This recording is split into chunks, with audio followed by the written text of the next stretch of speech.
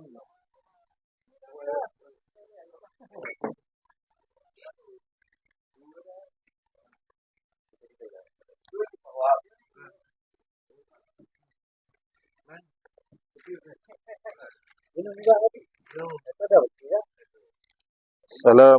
warahmatullahi wabarakatuh.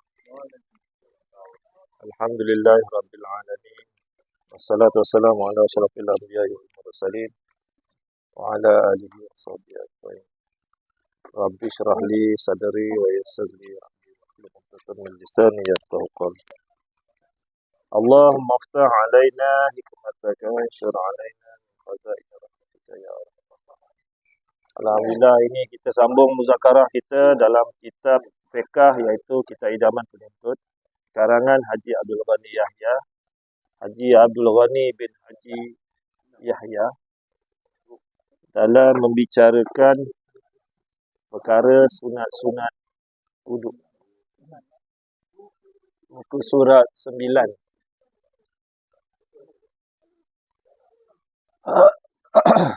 Mana berhenti?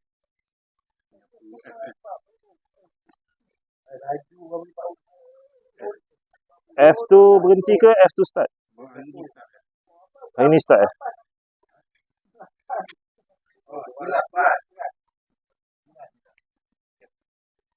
Menyapu kedua-dua telinga sebelah depan. Kamu apa tahu dia? Apa tahu dia? Tu. Baca lah. Ini sambung minggu lepas, sunat-sunat wuduk. Sebelum ni kita dah selesai fardu wuduk. Membezakan fardu dengan rukun. Fardu ni dia tak perlu mualat. Kalau macam rukun dia perlu mualat. Mualat yakni dipanggil bersambung-sambung. Kalau kita tengok dekat K, muka surat 10 tu, kat K tu, berturut-turut dalam kurungan mualat. Bermaksud mualat ni berturut-turut. Bermaksud kalau fardu wuduk di antara rukun dengan rukun, dia boleh perbuatan lain. Tapi kalau rukun, macam rukun semayang, di antara rokok dan i'tidal tak boleh ada perbuatan lain. Itu beza rukun dengan fardu. Sebelum ni dah selesai sunat basuh tangan, sunat baca bismillah, kan? Sunat berkumur, sunat masuk hidung, sunat bersugi. Kemudian sunat berkumur-kumur diedah ke dalam mulut pun dah selesai. Instishar semua dah selesai. Kemudian yang terakhir minggu lepas, menyapu seluruh kepala. Kalau sesiapa ada yang memakai serban ataupun kepiah, tak perlu pakai. Cukuplah menyapu di atas serban ataupun kepiah dia dengan syarat kena sebahagian kepala dahulu. Dia tak boleh sapu serban aja. Ada orang letak sapu, dia kata boleh sapu serban atau sapu kepiah, dia tak buka kepiah, tak sah. Dia kena sapu sebahagian kepala.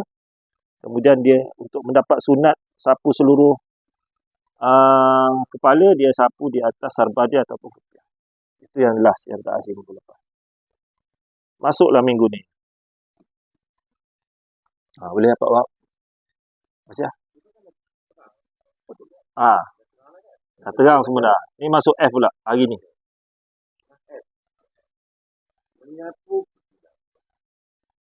Menyapu kedua-dua telinga sebelah depan dan belakang dengan air yang lain daripada air untuk menyapu kepala.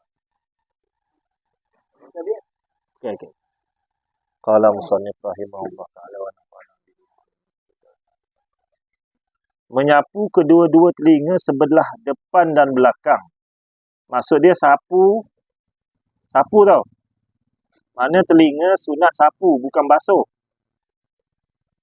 Rasa minggu lepas kita cerita basuh kan? Kan? Yang ni dia terang balik. Ni sapu. Dia macam kepala lah. Menyapu kedua telinga. Di depan dan belakang. Depan belakang apa? Depan belakang telinga. Maksudnya yang belah dalam ni dengan belah yang luar. Yang belah belakang ni. Dia depan dengan belakang lah. Telinga ni kan. Dengan air yang lain daripada air menyapu kepala. Dia tak boleh, maksud dia basuh kepala tu, dia ambil air, sapu kepala, dengan tu dia terus sekali dengan telinga. Tak boleh. Dia kena pakai air lain. Dia menyapu kan. Sebab kepala sapu, jadi air dekat dia tu bukan air yang basuh. Air yang sapu. Dengan air yang lain daripada air untuk menyapu kepala. Caranya iaitu memasukkan kedua ruas jari telunjuk ke dalam dua lubang telinga. Maksudnya sunat. Ni sunat tau. Sunat uduk.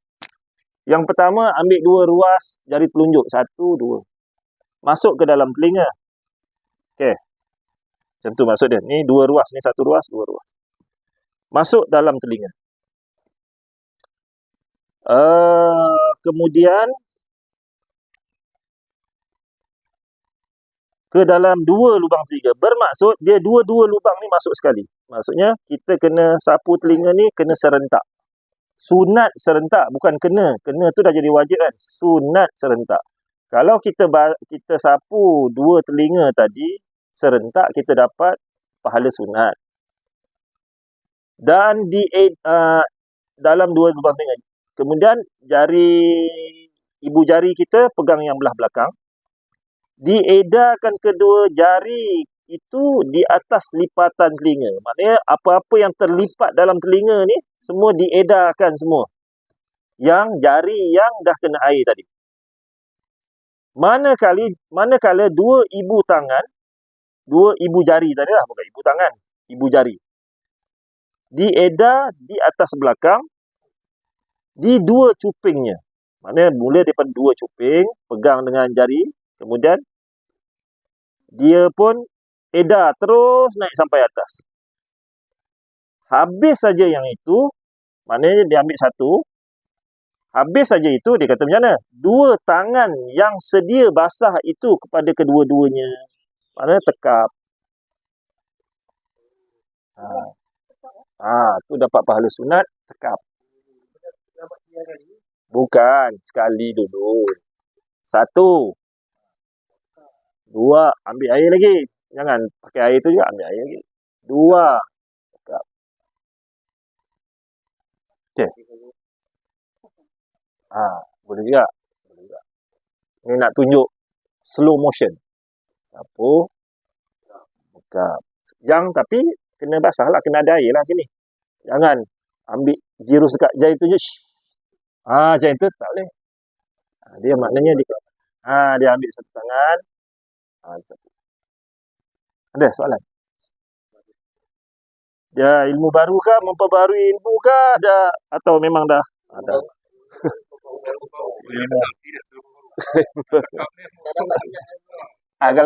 Kalau tak 30 tahun tak dapat pahala sunat lah. Dia tekap ni maknanya bila air ni mana tempat-tempat yang kemungkinan tak kena tu, boleh kena lah. Tapi bukan tu tujuan tekap. Tujuan tekap ni nak dapat pahala sunat. Kena ke tak kena cerita lain. Seumpama macam orang cakap, kenapa basuh 3 kali? Basuh muka 3 kali sebab apa? Ada orang pemam, basuh 3 kali, sekali, 2 kali, 3 kali, 3 kali confirm semua kena. Bukan tu. Jadi yang tekap telinga ni kan, memang dia akan, akhirnya semua tempat yang tak kena, kenalah. Tapi bukan tu tujuan. Tujuan dia dapat sunat. Dapat sunat. Itu tambahan-tambahan cerita lah. Kalau ada kitab yang kita belajar yang tu, Israel tu. Okey, itu F. 10. Jadi,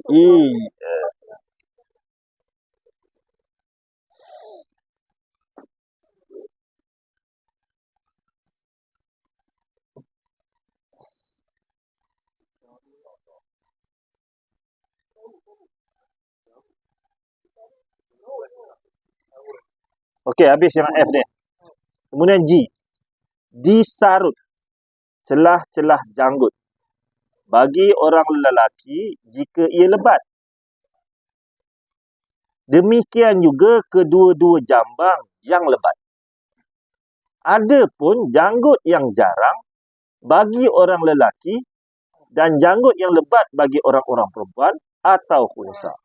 Wajib disarut, tidak sunat. Maksud tidak sunat lah kalau wajib tu. Supaya sampai air ke dalamnya. Ke dalamnya tu masuk ke kulitnya. Iaitu dengan memasukkan jari di celah-celah dan di bawah janggut itu dengan jari kanan. Okey. Yang pertama, sarut. Sarut ni bahasa lain selat. Selat. Apa bahasa Melayu? Sarut, selat. Sisir. Sisir dengan jari. Sisir. Janggut ada nipisnya. Boleh lah, demo. Okey. Itu nama selat. Pak Wahab cuma buat style selat. Bukan macam ni tau. Jangan buat macam ni pula. Okay. Kalau jambang? Jangan macam ni pula. Jangan masuk dekat tak kena tu. Nanti dulu. Sebab kita ni sunat uduk. Jadi bila orang cakap kena, macam kalau tak kena tak sah je. Sunat uduk. Okey, yang pertama sunat diselat. Saya pakai selat lah. Disarut ni saya tak pernah pakai. Masa lama betul ni. Sunat diselat celah-celah janggut. Bagi orang lelaki jika lebat. Okey, yang pertama cerita selat. Yang kedua janggut. Yang ketiga lelaki. Yang keempat lebat. Ada 4 cerita. Jadi bila diselat tu disisir macam nilah kan, janggut. Nanti kita cerita jambang. Di celah-celah janggut, maka sunat diselat celah-celah janggut bagi lelaki. Lelaki tau. Bukan perempuan, bukan khunsa. Lelaki. Sunat. Jika ia lebat. Lebat yang kita dah bahas sebelum ni. Lebat macam mana? Saya nak tahu lebat. Macam mana nak tahu dapat dalam? Kalau duduk 15 km tak nampak. Bukan. Dia dalam jarak perbualan. Satu. Macam jarak perbualan macam ni lah. Nampak. Kalau lebat, nampak kulit dia. Kalau nampak, kalau jauh memanglah tak nampak. Yang jarak perbualan. Yang tak yang menjerit kan. Kalau dia lebat. Maksudnya kalau lebat, tengok tak nampak kulit. Janggut dia lebat tak nampak, maka dia sunat diselat. Habis kalau air tak kena bukan soalan. Basuh muka dah kan. Basuh dah muka, dah penuh dah kena. Kemudian sunat diselat. Habis. Sunat diselat kalau lebat. Pahala sunat selat kalau lebat. Tadi ada 4 cerita tadi. Selat, selat, janggut, lelaki, lebat. 4 perkara ni sunat. Sunat. Sunat tu apa? Kalau buat dapat pahala, kalau tinggal tak berdosa. Cakap sunat tu pahala lah. Sunat tu pahala lah. Kalau wajib pun sunat juga. Pahala juga. Pahala wajib. Kalau haram. Kalau tinggal, dapat pahala juga. Kalau nak cerita pahala. Kalau nak cerita dosa, wajib. Kalau buat, tak berdosa. Kalau nak cerita dosa, tak nak cerita pahala. Tak dapat lah. Tapi sah tak? Masuk muka? Sah. Okey tu. Kalau sunat macam mana? Selat macam mana? Okey. Demikian juga kedua-dua jambang yang lebat. Kalau jambang tak lebat, kita jenis orang Melayu tak ada jambang. Kalau jambang lebat, dah basuh muka, sunat selat bagi lelaki jambang yang lebat. Ada 4 cerita juga. Selat, jambang, lelaki, lebat. dapat sunat. Selepas basuh muka lah. Basuh muka satu kali. Jangan 3 kali baru nak buat. Setiap satu kali tu dia tu ibadat dia. Mana boleh kau tak 3 kali selat. Kan? Setiap kali basuh muka, selat. Kalau lebat. Bagi lelaki. Ulang banyak kali tu. Boleh kan? Kalau tak faham boleh ulang lagi. Tak ada masalah. Demikian juga kedua-dua jambang yang lebat. Selesai. Janggut yang lebat bagi lelaki, selesai. Dah basuh muka, selat. Jambang dan janggut. Ada pun janggut yang jarang bagi orang lelaki. Kita ambil ini. Ada pun janggut yang jarang bagi lelaki. Yang pertama, janggut. Janggut. Ini janggut. Jarang? Jangan. Salah. Macam mana sebut jarang? Nampak dalam. Dalam apa? Dalam tulang. Nampak kulit. Nampak kulit pada jarak? Dalam jarak berbual. Dia tak ada. Kalau duduk dekat 1 kilometer berbual lah. Ni jarak berbual aku. Yang tu jerit-jerit. Bukan. Kita tak panggil tu tak normal. Yang normal jarak 1 hasta. Jadi, ada pun janggut yang jarang bagi orang lelaki dan janggut yang lebat bagi orang perempuan atau khunsa. Hukum dia sama. Yang pertama, janggut lelaki jarang. Tadi dah lebat kan? Janggut lelaki jarang. Janggut perempuan jarang. Janggut khunsa jarang. Khunsa kita dah selesai kan? Okey, apa hukum dia? Wajib diselat. Dengan erti kata tidak sunat. Supaya sampai air ke dalamnya. Iaitu memasukkan jari-jari di celah-celah dan di bawah janggut itu dengan jari kanan. Maka yang ini wajib. Basuh muka, lelaki tu janggut dia nipis macam saya. Sunatlah rosok ni sampai air kena kulit. Yang ini bukan sunat. Wajib. Bagi perempuan wajib kenakan air ke kulit. Kalau dia ada janggut lebat. Dan dia sunat cukur sebenarnya perempuan. Atau khunsa, janggut dia ada. Maka wajib. Tak ada sunat. Okey, faham? Ada satu cerita wajib. Macam mana dengan jambang kalau perempuan ada? Ni cerita dah rare sangat dah ni. Tak, perempuan ada jambang, lebat. Katalah dia ada lebat, dia tak. Kata dia duduk dalam hutan, dia jenis ada jambang selalu dia cukur. Tapi waktu dalam hutan, dia jambang lebat. Duduk 3 bulan, tersadai. Kapal terbang terhempas. Macam mana bila dia ambil wuduk? Macam mana dengan jambang atau janggut dia? Yang lebat. Wajib sampai ke air.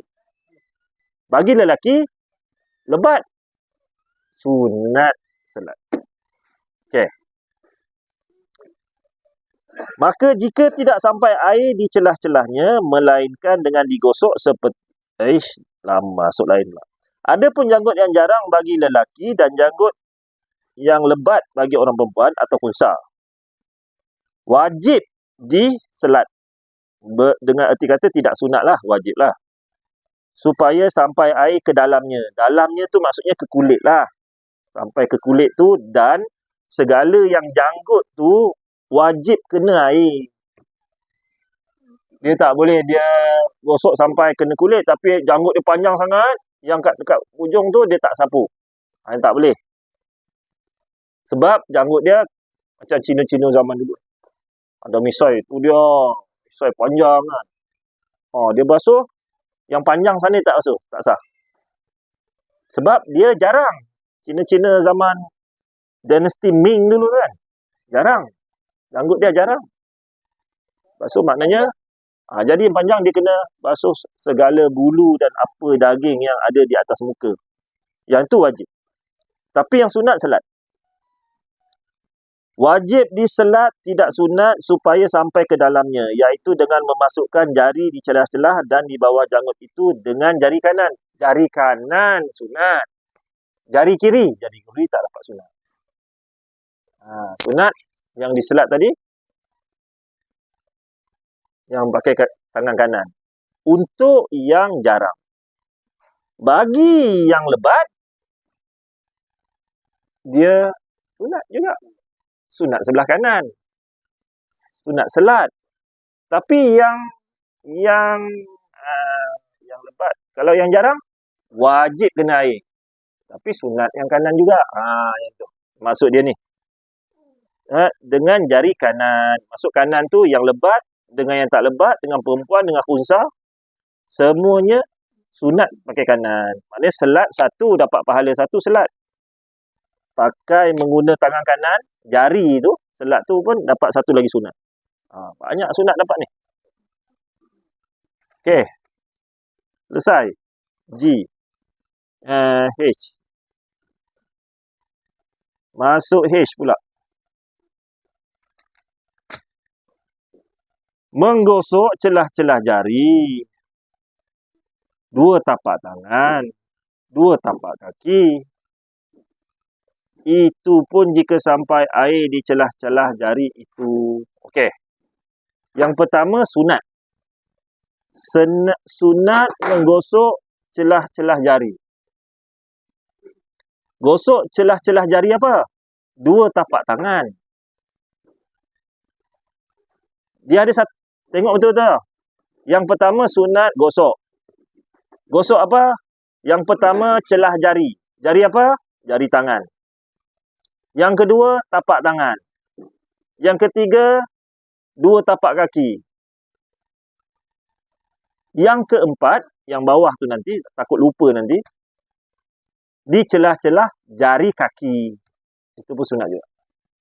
Okey. Tapi kenapa gosok ni? Dia gosok. Tahu gosok? Gosok pula, gosok dengan jari kelingking. Kaki. Bagi tangan pula, dia macam ni. Bagi tangan, kita basuh tangan kanan, kita sunat selat. Selat juga lah ni, dia bagi selat lah. Dia bagi apa? Selat lah, kita bagi selat sementara. Sunat. Takut tertinggal. Menggosok celah-celah jari 2 tapak tangan. Okey, satu celah jari, tangan. Kemudian, tapak tangan. Tapak tangan ni, maksud sunat tapak tangan ni, masa bila? Masa basuh tangan sunat uduk. Bukan basuh tangan wajib. Bukan yang fardu punya. Yang sunat tu, basuh tapak tangan, yang mula-mula tu, sunat tapak tangan. Kemudian, basuh keseluruhan. Sekali harum tu, sunat juga. Yang tu pun bawah nanti. Jadi dah basuh tangan ni, sekali ni, sunat. Kalau basuh tangan kanan dulu, boleh tak dapat pahala sunat. Dapatlah, dapat pahala basuh tangan lah. Basuh pahala sunat. Basuh pahala, basuh tangan, uduk sunat. Dapat. Tapi tak dapat yang satu. Dia dapat lagi 2 pahala. Banyak pahala duduk sini. Kalau buat ni, macam-macam pahala dia. Tapak tangan. 2 tapak kaki. Okey, 2 tapak kaki pula ada syarat. 2 tapak kaki. Ni tapak kaki kan? Tapak kaki ni gosok. Sunat. Tetapi, syarat dia apa dia? Itu pun jika sampai air di celah-celah jari. Kalau sampai, maksudnya kaki dia terbuka. Jari kaki dia terbuka. Dia pun gosok. Air mengalir masuk. Yang ini, sunat. Tetapi, kalau jenis kaki yang gemuk, yang macam ni ke, yang gemuk, yang rapat, ini dah tak sunat dah. Ini dah wajib. Okey. Jangan tertukar. Nampak memang sunat. Tapi sunat yang mana? Sunat bagi jari yang terbuka macam tu kan. Air tak terlindung ataupun tak ada daki. Kadang-kadang bila dah berumur ni, bila kaki tu, kadang-kadang dia dah gemuk. Nak kena gaut ke apa kan. Mungkin bila kita basuh, dia air tak masuk. Bila kita buka, habis angkat semayang kita buka. Kering. Yang ini wajib. Tak sunat dah. Okey. Maka jika tidak sampai air di celah-celahnya, celah-celah apa? Celah-celah jari kaki tadi. Tapi kalau tangan, ada tangan yang sampai besar-besar ni. Kalau orang sakit ada lah kot. Ada orang gemuk dah. Habis dia angkat tangan, basuh tangan, habis ambil semayang, buka sini, tak basuh. Takkanlah. Ada. Mungkin ada lah, katalah ada. Oh, yang montel-montel betul kau punya kan. Yang itu, dia wajib. Dia bukan sunat. Mana jari kaki atau jari tangan. Kita masuk sekali dua. Kalau ada lah.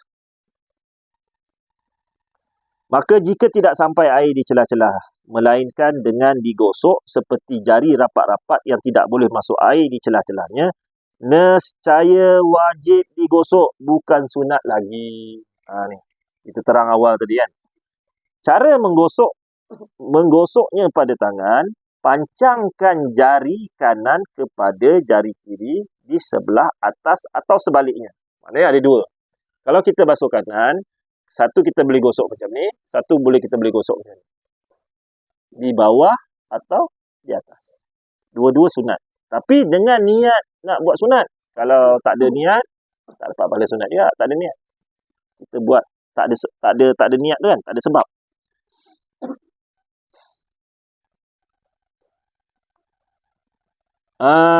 Cara menggosoknya pada tangan, pancangkan jari-jari kanan kepada jari-jari kiri yang sebelah atas atau di sebaliknya atau sebelah bawahnya. Dan temukan tapak dengan tapak. Maknanya kalau gosok, yang atas tapak dengan tapak tak bertemu lah. Tapi kalau yang belah bawah, tapak bertemu tapak lah. Dia jangan macam ni. Bukan macam ni. Tapak bertemu tapak. Ataupun, okay. Dapat pahala sunat. Dan temukan tapak dengan tapak. Manakala menggosok pada kaki, gunakan kelingking tangan kiri. Masuk celah kelingking jari kaki kanan. Dari sebelah bawah terus hingga selesai pada kaki kelingking kiri. Faham tak? Kelingking. Ini bawah dah hafal dah ni tak? Kan?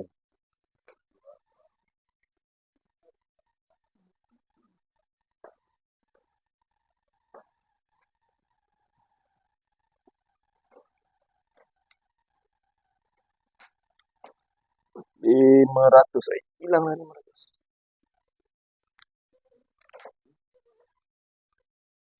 Okey, ni ibu jari kaki kanan.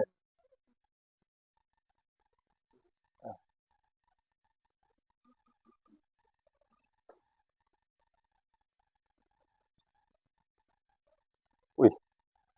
Besar pula tumit dia ni. Adjust sikit. Adjust sikit. Okey. Yang kedua, ni ibu jari lagi. Bermaksud, kita anggap tengah pijak, dia naik atas lah. Terapung kat udara. Kita nampak kaki dia. Boleh? Boleh bayangkan tu? Tak ada, ni kanan. Kaki. Pandang atas, kita tengok kat bawah. Oh, kanan.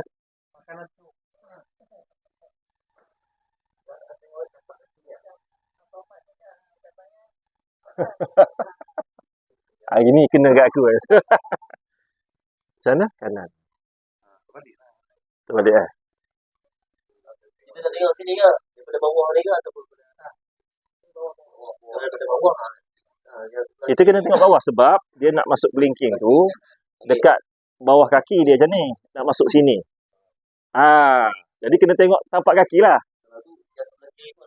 Yang ini kaki dia. Ni paha dia. Ni bulu kaki.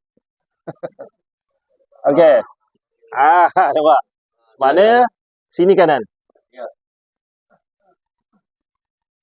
Sini kiri.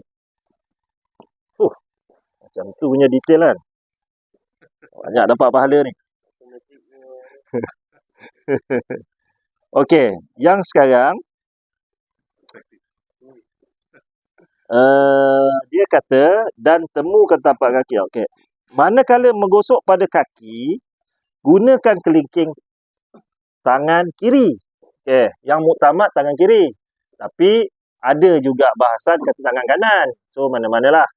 Yang ini ada ulama bahas kata ada kanan, yang ni. Tapi cuma yang muktamadnya, yang ramainya kiri.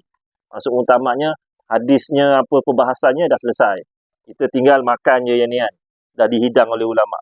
Kelingking tangan kiri. Tangan kiri.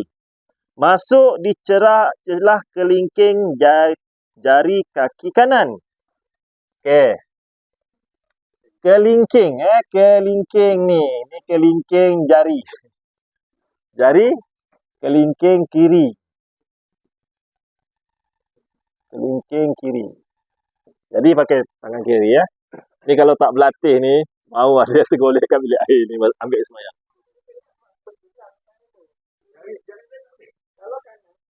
Nah, sekarang kita cerita sunat yang afdal punya. Lepas tu nak pakai jari apa, pakailah. Okey, yang pertama dia kata, masuk jari kelingking kaki kanan. Masuk sini jari ni masuk kat sini. Yang ini 1. Masuk sini 2. Masuk sini 3, masuk sini 4. Lepas tu yang sini 5, yang kaki kiri pula.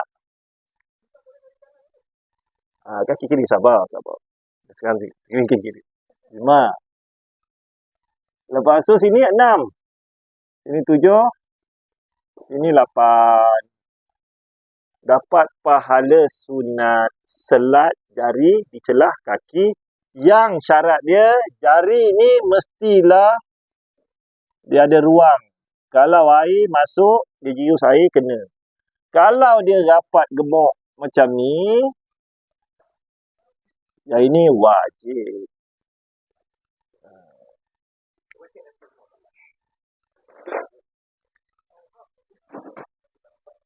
Okey, yang tu 1 kanan.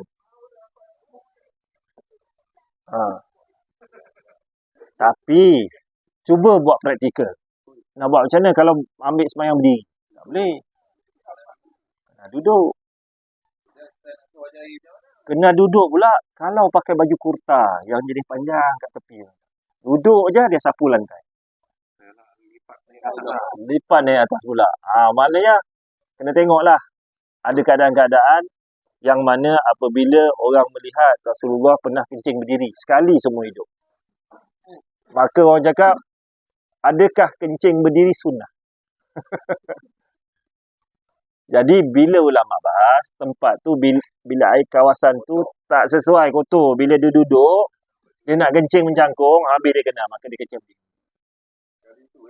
Jadi tak boleh kata sunnah lah.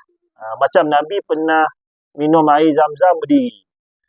Kalau orang pergi Mekah tu, orang Arab, haji. Dia suruh, masa nak minum air Zam-Zam, dia suruh berdiri. Dia kata sunnah. Dia kata, yang ni tak ngaji, orang Arab je tak ngaji. Tak harap mana tak tahulah, Arab Yahudi ke apa. Jadi, kalau nak kata yang Nabi buat sekali tu, dia nak menunjukkan perkara yang kencing duduk ni, kalau kencing berdiri, bukan berdosa, bukan haram. Minum, Nabi tak pernah minum berdiri. Jadi, 1 kali Nabi minum berdiri. Maka jadi hasil daripada ulama bahas, dia dah goreng semua, dah masak semua segala hujah tu, maka minum berdiri tidak haram. Tapi kalau minum duduk atas niat sunnah, nak ambil sunat minum, nak ambil sunnah, dapat banyaklah pahala. Okay. Boleh lah? Lepas ni boleh lah, Ahmad? Cuma nak kena duduk lah. Ataupun kalau yang ada jenis bangku dekat surau masjid tu yang ada tongkol simen tu kan. Surau kita tak ada. Ada, tapi ada. Ada yang ujung sebelah sana. Jadi basah kan. Jadi dah nak kena ambil mop lap pula. Dia kena duduk atas tu. Bila dah ambil air semayang, last bila kaki masuk yang kanan, celah 1, 2, 3, 4. Masuk balik 2. 1, 2, 3. Belah kiri. Wajah. Pakai kanan. 1, 2, 3. Okey. Kalau kiri macam mana buat? Tapi orang yang nak amal, nak sunnah yang besar, yang fadilat yang paling besar, dia buat. Okey, habis. Bukan, ke atas tak dapatlah sunat yang sebelah kiri. Dapat selat, dapat. Sunat selat dapat. Tapi tak dapat sunat selat belah bawah. Gitu. Jadi, makam dia mana? Selat belah bawah lah lebih tinggi. Waktu kita cakap selat semua sekali, serentak. Pakai semua jari. Dapat tak selat? Dapat pahala selat. Tapi dapat tak pahala selat sunat yang jari kelingking? Tak dapat lah. Macam tu. Jangan cakap tak boleh. Bukan tak boleh, boleh. Yang ni sunat.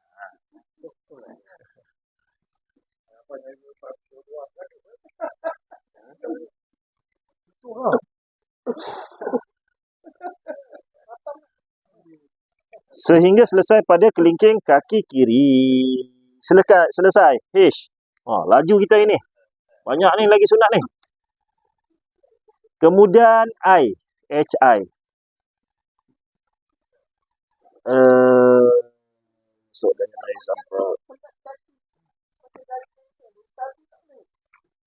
Boleh? 3 kali. Dapat. Bukan. Setiap kali basuh kaki. Ni kan? Kita basuh kaki. Basuh kaki sampai sunat. Sampai betis. Basuh. Selat. 1, 2, 3, 4. Selesai. Basuh kali yang kedua. Dia dapat pahala sunat yang meniga pula. Basuh. 1, 2, 3. Dapat sunat dia. Macam-macam sunat lah. Sunat 3 ada. Kalau buat 2 kali je. Basuh 2 kali. Dapatlah sunat 2. Sunat mendua kan? Mendua. Meniga. Kalau buat kanan dulu, dapat sunat menganan. Buat kiri dulu. Buat kiri ada hukum dia. Habis. Baru nak start enjin. Okay, Pak Wahab. Pegang kepala macam betul-betul masalah besar. Tak dapat sunat itu. Okey, I. Memulakan basuh tangan kanan. Ni menganan. Memulakan basuh tangan kanan dan kaki kanan dahulu. Kemudian baru yang kiri. Nama dia menganan. Makruh melakukan sebaliknya. Yakni memulakan dengan tangan atau kaki kiri. Demikian juga makruh dibasuh serentak. Serentak apa? Kanan dan kaki. Yang lain tak masuk tau. Meskipun ia lebih senang pada seseorang kerana memandang kepada soal pokok. Iaitu asal membasuh tangan dan kaki dengan serentak lebih susah daripada membasuh satu demi satu. Tetapi pada anggota yang senang diperbuat serentak seperti 2 pipi, 2 tapak tangan, 2 telinga, tiadalah dituntut mendahulu yang sebelah kanan atau yang sebelah kiri, melainkan sunat dilakukan serentak itu. Boleh faham?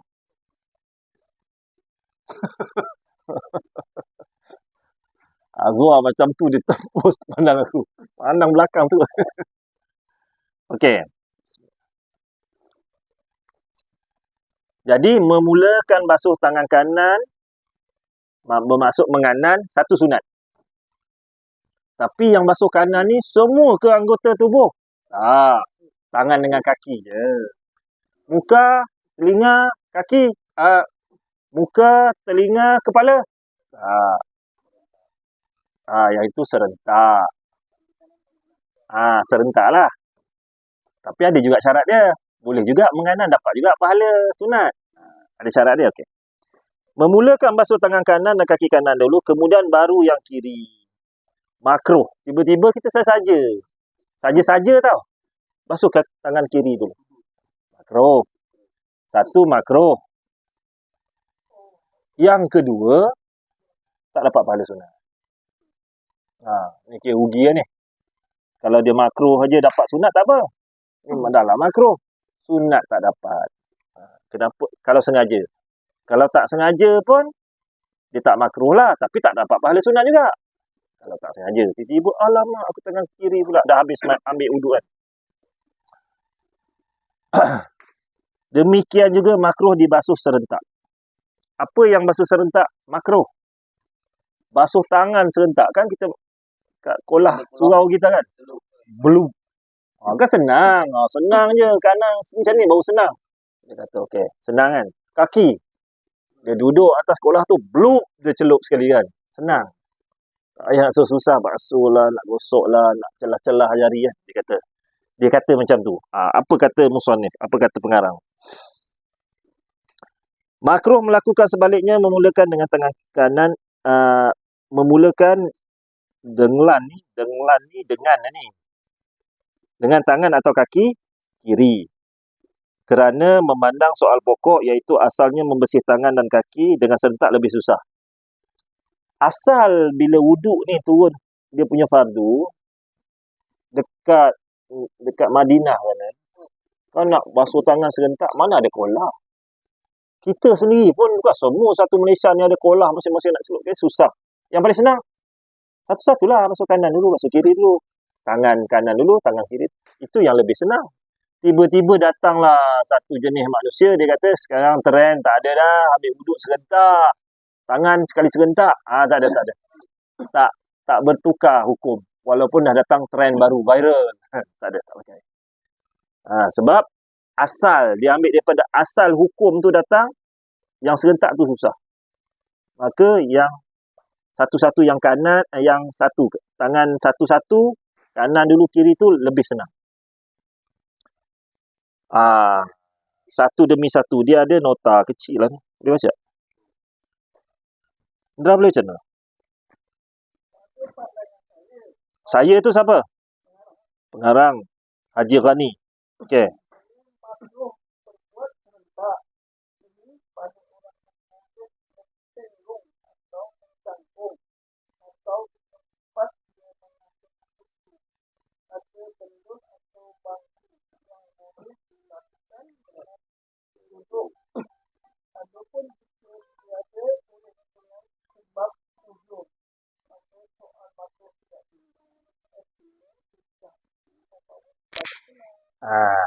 Susah tu jangan kasih susah. Kena juga.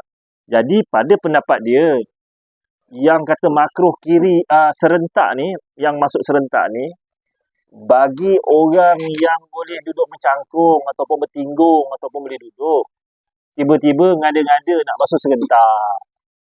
Makruh. Orang macam ni makruh. Tapi kalau dia kata uzur lah, sebab tak boleh bangun lah, ambil besen terus celup ke kan. Yang tu tak adalah timbul cerita makruh. Gitu maksud dia. Tetapi pada anggota yang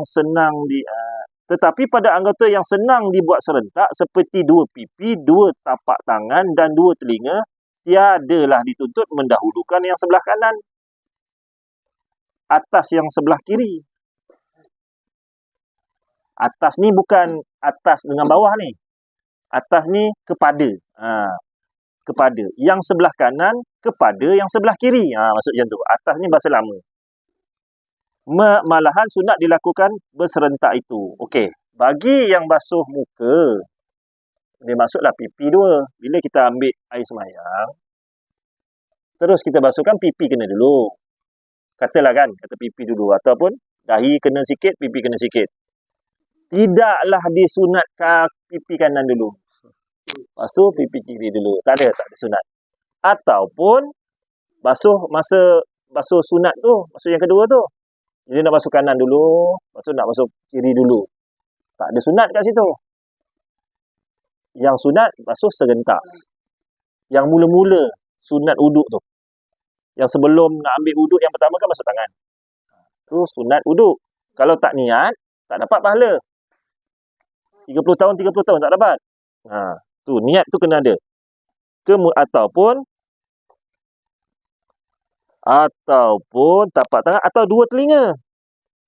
Dua telinga pun ada. Tengok ada orang ambil basuh kanan dulu. 1, 2, 3. Ada. Tak dituntut, tak disuruh pun. Tak tahu dia belajar kat mana. Lepas tu cakap, asal aku buat macam ni? Macam ni lagi bagus. Dia maknanya agama tu, fiqh tu pakai kepala dia. Nabi tak ajar tu. Nabi kata serentak. Ulama pun dah bahas, dah kaji habis dah. Maka dia kata serentak sunat. Sebenarnya 1 ambil air, 2 kan. Serentak 1. Kemudian tekap. Ambil air lagi. 2. Jadi masa ambil air tu kadang-kadang dekat pipe, jangan sampai tapak tangan tak kena. Basuh ceret je. Basuh. Basuh. Okey. 2 tapak tangan dan 2 telinga. Tiada dituntut mendahulukan sebelah kanan atau sebelah kiri. Malahan sunat dilakukan berserentak. Jadi, basuh muka, basuh kepala, basuh telinga. Yang itu dituntut untuk serentak. Tidak dituntut untuk buat sebelah kanan. Tetapi, kalau keadaan-keadaan tertentu. Macam mana keadaan-keadaan tertentu? Yang tak boleh basuh serentak. Maka yang sebelah kanan jadi sunat balik. Macam kita bergambar kan, ambil sembahyang. Tak dapat serentak kan. Ambil kanan dulu. Kiri. Sunat. Sebab sini. Ataupun kita ambil gayung. Kita pegang gayung kan, ambil air. Tak ada nak lempat kotor tempat, ambil. Basuh kan. Sunat kat kanan pula. Jangan pergi ambil kiri pula. Ataupun nak serentak juga. Serentak habis tumpah air kan. Ataupun sakit. Ataupun tangan dia kudung. Ataupun seumpama dengannya lah. Maka kerana perkara-perkara tertentu, maka dapatlah sunat kanan. Basuh muka. Situ pula. Habis. Ada soalan? Tak ada. Semua faham kan? Ini hari-hari buat takkan. Ini tambah sikit-sikit je ilmu ni. Okey, J. Diulang-ulang 3 kali basuh atau sapu. 3 kali basuh. Basuh ni pada yang untuk yang basuh lah, hukum yang basuh. Yang sapu kepala dengan telinga tadi kan. Diulang 3 kali basuh atau sapu. Tiap-tiap anggota wuduk yang dibasuh atau yang disapu. Basuh dan sapu, basuh dan sapu. Yang tu je lah.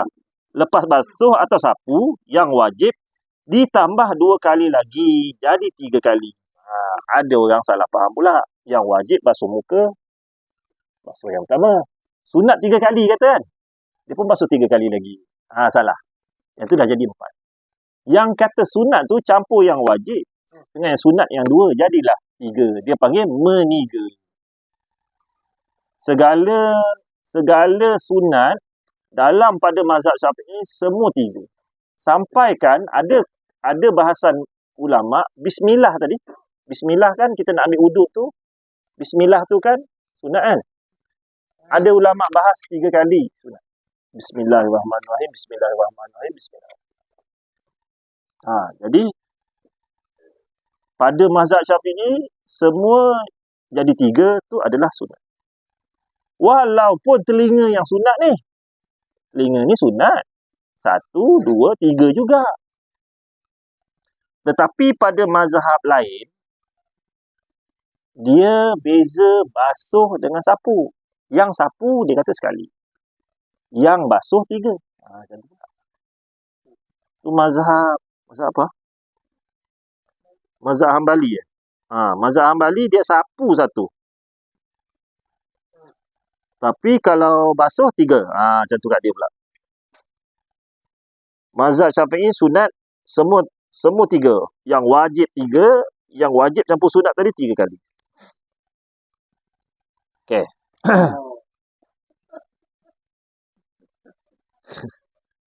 Asal dah penat dah. Dibasuh atau sapu diwajib ditambah 2 kali lagi jadi 3 kali. Dan memadai berulang itu pada air. Lalu. Memadai berulang itu pada air lalu. Atau mengalir dengan 3 kali lalu. Dan pada air tenang dengan digerakkan 3 kali gerak. Makruh diperbuat lebih pada 3 kali. Atau kurang daripadanya. Boleh Amran? Macam mana? Nak kena fikir sikit tu. Sel-sel otak tu nak kena berhubung. Dia cakap kan? Dan memadai berulang itu pada air lalu. Atau mengalir dengan 3 kali lalu. Maksudnya, kalau kita ambil wuduk pada air yang mengalir. Air mata air ke, air terjun ke, air hujan ke, air paip ke, air sungai ke. Semua itu dipanggil air yang sedang mengalir. Maka kita pun basuh muka. Katalah macam ni lah, shower lah. Lepas mandi ambil wuduk. Kita pun ulur kepala. Semua kena. 1, 2, 3.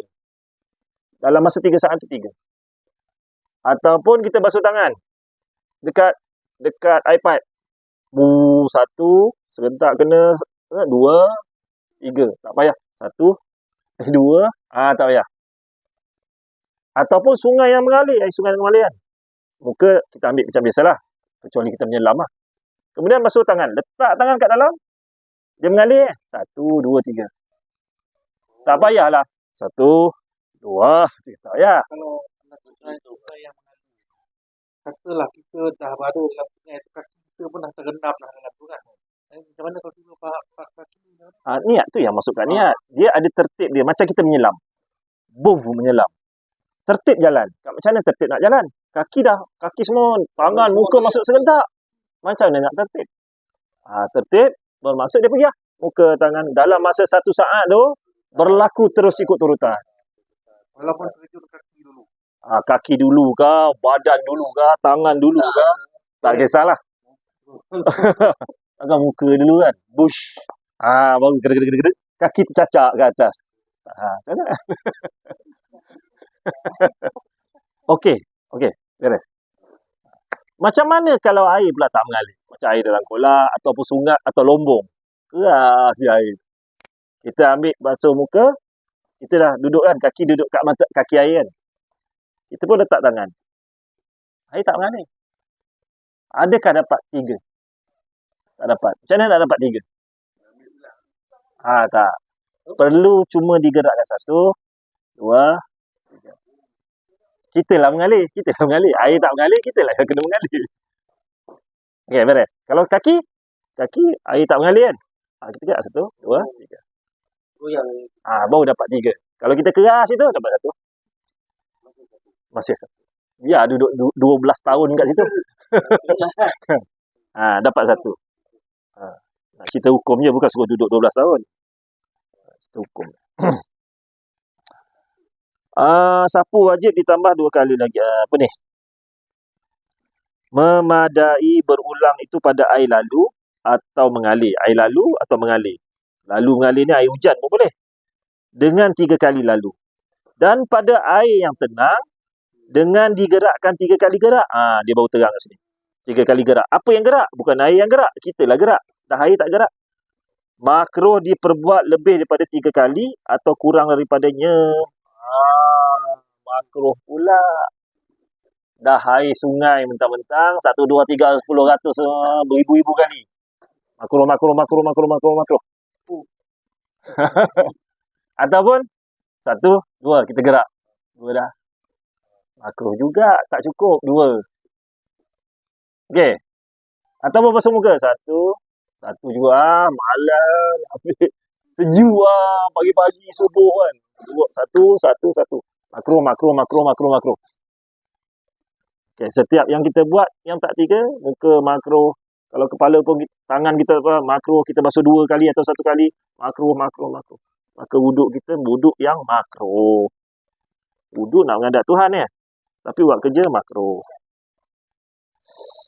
Kalau tak ada ilmu lah. Kalau ada ilmu, keraskan jugalah. Kecuali air itu terlampau sejuk atau terlampau panas yang memudaratkan badan kita, lain. Asal ambil wuduk sekali. Sejuk sampai tulang hitam. Itu lain. Macam Pak Sabi pergi Bosnia. Salji. Semayang nak wuduk subuh. Kalau tak rebus air dulu, memang keras lah. Angkat takbir keras. Okey. Kecuali kerana waktu sudah suntuk. Kurang 3 kali, lebih 3 kali, makruh. Makruh ni air kita. Datanglah ambil wuduk dekat tempat rumah Pak Wahab. Pinjam tempat sembahyang je. Pak Wahab ambil wuduk sana. Kita pun ambil wuduk 1, 2, 3, 4. Yang itu haram. Air orang. Kalau air kita basuh 100 kali. Makruh. Bukan makruh yang keempat, makruh yang kelima, makruh yang keenam, sampai 100 makruh. Banyak dia buat kerja makruh. Tapi kalau dia buat kat bawah, dia masuk 4 kali. Yang kali keempat haram.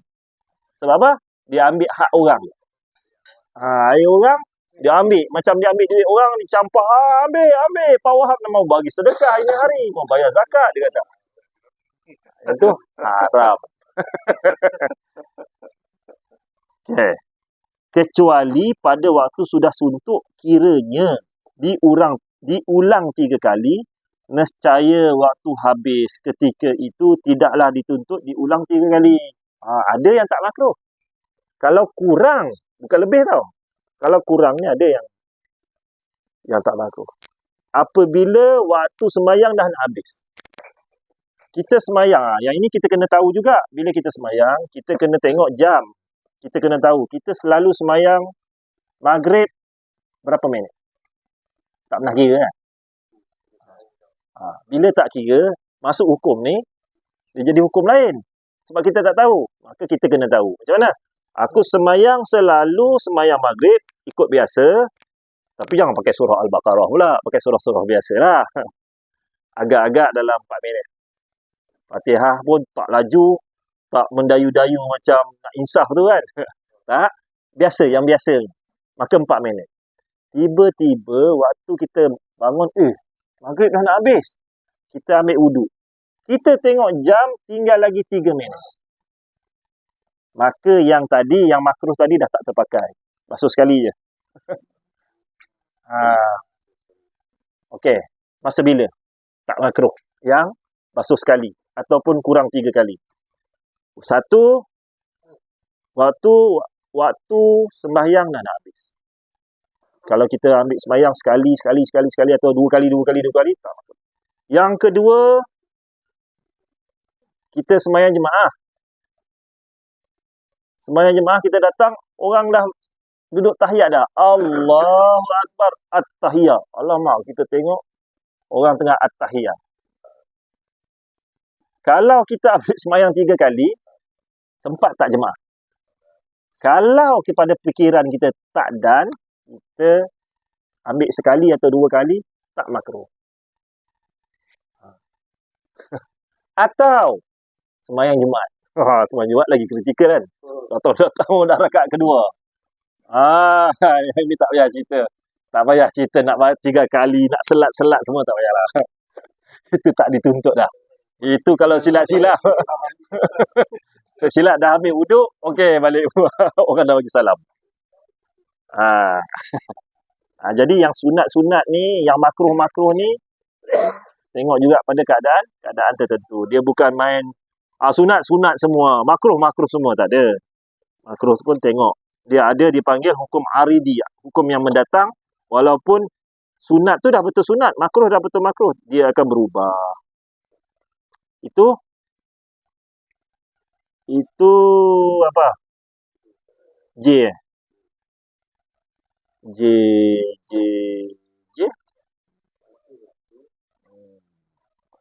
Jika waktu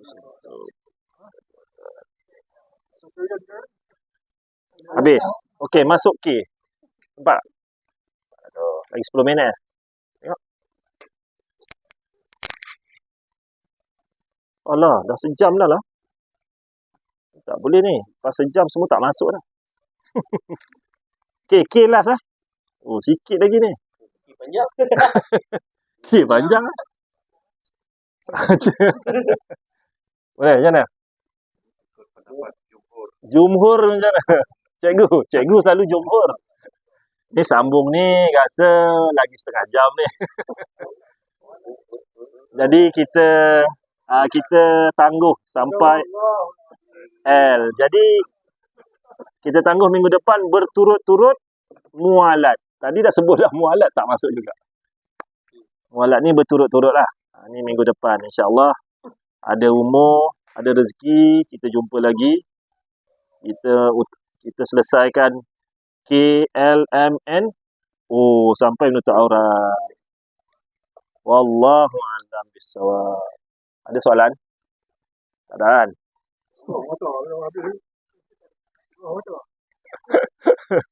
Okay, kita... Nak tutup lah. Yang pasal Aku nak tutup. dah tadi soal tu dah tahiyat. Tu ni dalam cerita lain lah. Macam mana? Dah tahiyat.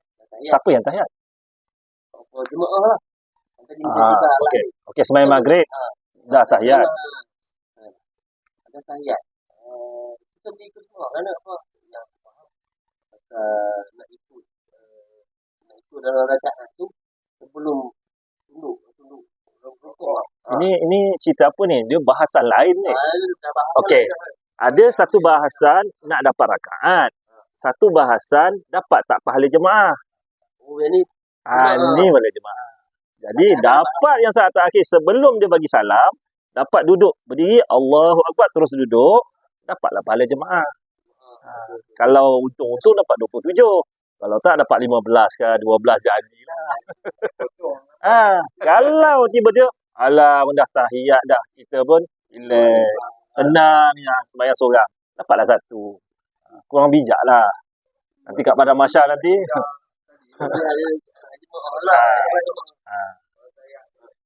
Kalau dah ada wudu pun cakap alah kadang sampai dah tahiyat dah tak apa.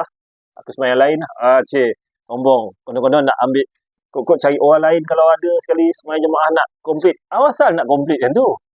Sebab dia ada fadilat dia ada pahala dia. Kita nak cerita pahala ni bukan pahala tu sendiri. Kita nak cerita keutamaan tu. Sebab tu pahala tu tinggi sebab keutamaan dia tinggi. Bukan nak cakap kejar pahala, bukan. Pahala pun nak kat padang mahsyar nanti menggelupur kita cek pahala. Tapi kat sini kita pahala ni kita cerita atas ketinggian keutamaan tu. Jadi kita sembahyang jemaah, orang dah sembahyang jemaah. Jemaah tu adalah sembahyang pada awal waktu. Dengan kita datang, kita buat jemaah lain. Ini dengan ini, kalau dikira-kira silap-silap 600 tahun, 600,000 tahun punya perbezaan pahala. Masa tu cakap, tahu aku macam ni, aku duduk situ tak payah dengan orang lain. Kalau ngaji, kalau tak ngaji, kita dah malah tak payahlah. Kejar-kejar. Wallahualam. Habis tak? Kita sudahi dengan tasbih kifarah dan surah wal asr. Bismillahirrahmanirrahim. Subhanakallahumma asyhadu an la ilaha illa anta.